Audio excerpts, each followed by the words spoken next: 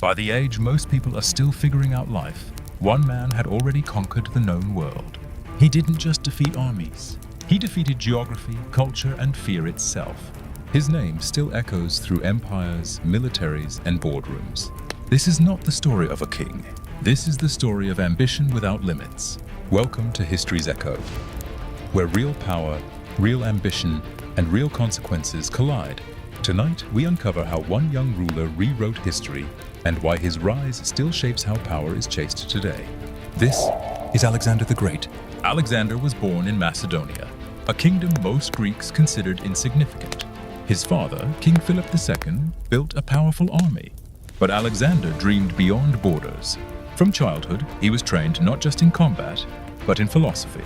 Aristotle himself taught him logic, ethics, and the idea that greatness was earned, not inherited. At just 20 years old, Alexander became king. Most rulers would consolidate power. Alexander invaded the impossible. He marched into Persia, the greatest empire on earth. His army was smaller, outnumbered, and far from home. Logic said, retreat. Alexander ignored logic. At the Battle of Issus, he charged directly at the Persian king. Not the army, the leader. The message was clear.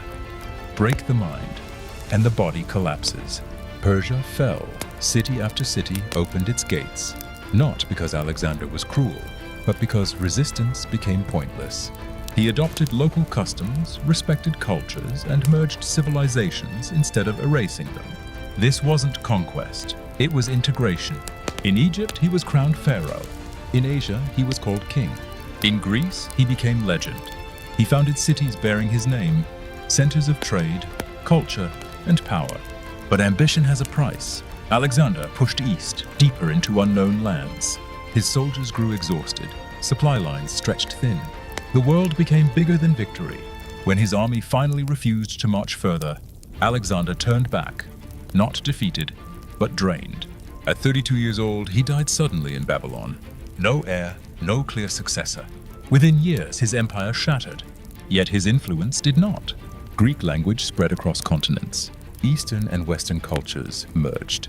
Trade routes expanded, military strategy evolved. Alexander didn't just conquer territory.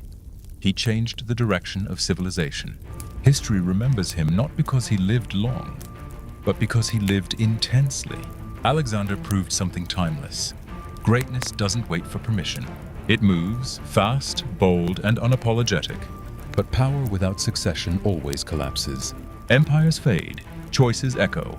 This was History's Echo, where the past explains the present. Follow for more real stories behind power, ambition, and history's greatest rises and falls.